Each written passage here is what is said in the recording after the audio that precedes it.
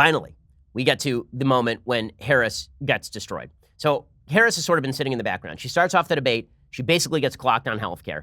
And then things really go wrong for her. So Harris jumps into the middle of the racial fray. And she's urged to do so by the CNN moderators. They say, you had this whole thing last time around about federal busing. And Kamala Harris jumps in and she attacks Biden on busing again. And you're about to see things go so wrong for Harris. This is like watching a car wreck in real time. And it was pretty delicious because Kamala Harris deserves every bit of what she's about to receive from both Biden and Tulsi Gabbard. It's brutal. Here's Kamala Harris leading it off.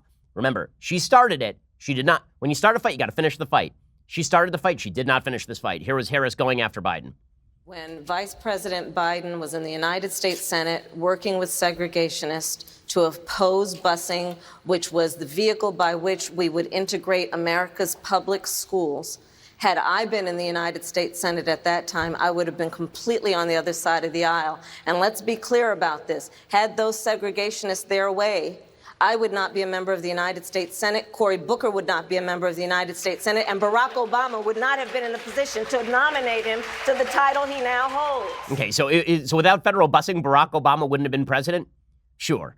Okay, so here, and then Biden comes right back at her, and he points out, lady, you support the exact same busing policy that I do, and you're a hypocrite.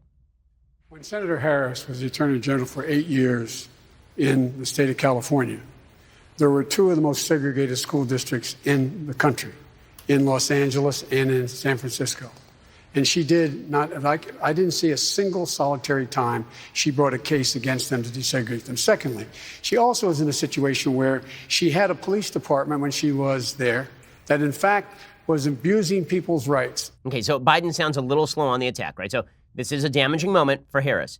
But then, apparently, he deputizes Tulsi Gabbard. Like, they went in the back room somewhere, he swore her in, and suddenly this turned into the entire revenge montage from Tombstone. Because Tulsi Gabbard, my God, Tulsi Gabbard brings the hammer about as hard as I have seen someone bring a hammer in a presidential debate since Chris Christie went after Marco Rubio. This is brutal. She takes a chainsaw to Kamala Harris, rhetorically speaking, obviously. She just viciously murders her. This is the meme from The Simpsons. Stop it, he's already dead. I mean, that's what this, watch Tulsi Gabbard go after Kamala Harris, and Kamala Harris collapse into dust like the end of the first part of The Avengers. It's unreal. I want to bring the conversation back to the broken criminal justice system that is disproportionately negatively impacting black and brown people all across this country today. Now, Senator Harris says she's proud of her record as a prosecutor and that she'll be a prosecutor president, but I'm deeply concerned about this record. There are too many examples to cite, but she put over 1,500 people in jail for marijuana violations and then laughed about it when she was asked if she ever smoked marijuana. She blocked evidence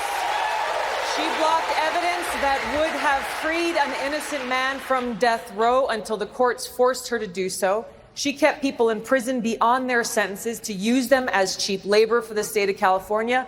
And she fought to keep cash bail system in place that impacts poor people in the worst kind of way. The bottom line is, Senator Harris, when you are in a position to make a difference and an impact in these people's lives, you did not. And worse yet, in the case of those who were on death row, innocent people, you actually blocked evidence from being revealed that would have freed them until you were forced to do so. There is no excuse for that.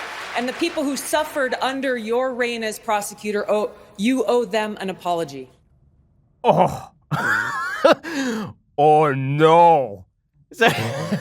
And Kamala Harris she has the same tick as Hillary Clinton does, which is that when she gets caught out, she starts to laugh. And you can see her starting to laugh right there. Right? It gets awkward. She starts to smile. She starts to laugh. Ow, wait. And I don't know. Have you guys seen that series on Amazon called Patriot? And one of the opening scenes is one of the characters standing next to another character on an empty street. And then a truck starts to pass by and he just puts his hand behind the other character's back and throws him in front of the bus. Throws him right in front of the truck.